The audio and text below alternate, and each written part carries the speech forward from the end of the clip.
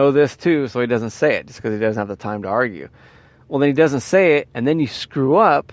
Then he's thinking, well, shit, now I got to tell him everything, because if he didn't know this, he doesn't know anything else. And you look bad, and then he starts to resent, hey, I can't tell you anything. And since I can't tell you anything, now look at, speaking of look at, nice 57 Chevy. It was weird. I just seen a 57 Chevy, a family full of Japanese. That's something I've never seen before. Anyway, that old stereotype. So when you talk to your boss, it's like, that's fine, but you're not going to tell him a lot of things he doesn't know.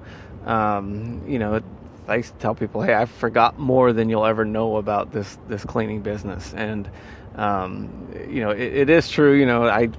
The forgetting, I don't know if it's an age thing or just got too much on my plate, but yeah, so just, and usually I try to, this is kind of it's weird, because on one hand, I know a lot of bosses do enjoy saying, oh, you're going through this too.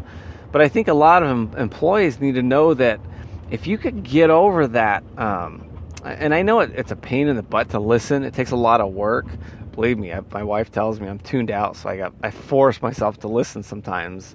And it's work, or even with the kids, sometimes if you don't feel like listening, you still do it, and when you're done, you never regret it, especially with the kids, and because you hear studies about how kids that are just talked to and understanding, they wind up being so much more successful and well-rounded and stay out of trouble. And sometimes, like, I'll have my Bluetooth in my ear and they'll be talking to me, and I'll be listening to news or a podcast or something, and then it's like, oh god, I gotta turn this off because they're really talking, and what if they start asking questions? And when I do, it's just like, I'm so glad I did that, because you do tend to take things for granted. That's just the way we are. But I think I've done a pretty good job for as being tuned out as I am, listening, and it's always paid dividends. I think I don't get the credit I would like for listening, because it's a lot of work for me. Just being older and doing more. And the other thing too is I try not to comment so much, because then it's like, people need to have their own experiences too. Especially family members, younger ones, and you try to understand, throw your wisdom in there, but don't smother them with it too. So just getting back to employees, I think when somebody is working with me and they don't, like, they ask the right questions, they listen, they absorb. If they could do that, I know I got to keep her. And I don't think I'm the only one like this. It's, for one, you're not going to be as frustrated all the time.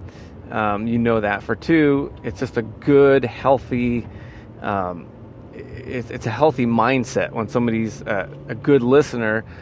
And the thing of it is, I'm not being a hypocrite, because an employee does need to listen. They do need to retain data, because I know that's what I would do if when a few years back, I got out of this business. I had just everything kind of came to a head, and there wasn't things weren't. I needed to kind of climb up the business ladder, so to speak, and in the meantime, I went and worked for an organization and worked in a blood lab, the Red Cross, and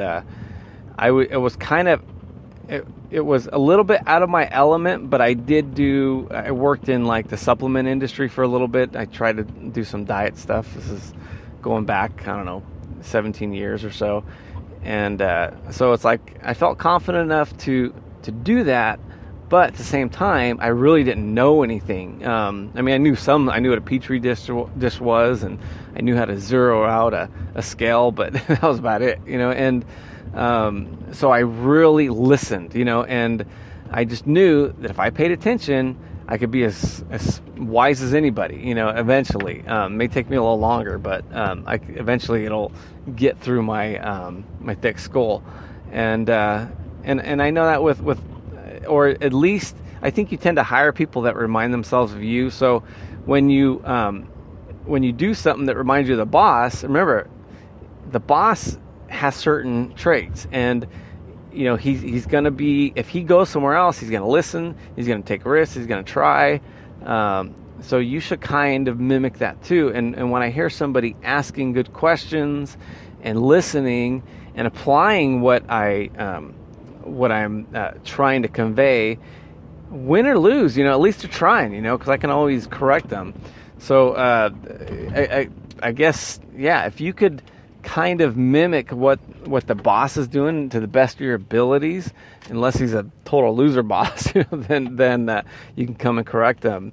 But one thing I noticed that's kind of weird is when people, if a boss is very smart, he'll feel more comfortable around smart people. But if a boss is stupid, he'll feel intimidated by smart people. It's a weird thing. So, I don't know the exact numbers on that, but if there's nothing wrong with, that was weird, my promo went off, or bumper music went off. When somebody is starting to kind of, you feel they're going a certain way in the interview, yeah, you want to be yourself, but just remember that too. If somebody's like highly educated, they're not going to want a schlub working for them. That's just going to slow them down. But if somebody is super, for lack of a better term, stupid, they're dumb, or not that they're dumb, or you could say they just don't have a mind, a really good mind. You may not want to impress them with how good of a bean counter you are. You just say, hey, I'm a hard worker. Just point me in the right direction, and I'll start digging. Whether you're an accountant, start digging through the file cabinets, or literally laying sewer line. I think that's probably not the worst idea, and because you are solving that boss's problems, that whatever he has, and his problem will surface if you listen to in his interview. He may want somebody to work long hours, he may want somebody to work short hours. So I would definitely try to fill him out and try to fill in that gap as much as you can. Anyway, that's kind of how my day has been going, and it just reminds me as I get ready to hire some more people, all the pain in the butt interview. I cannot stand an interview. I need to hire somebody to do my interviews, and maybe it'll solve all my problems. So, all right, guys, we will talk at you later.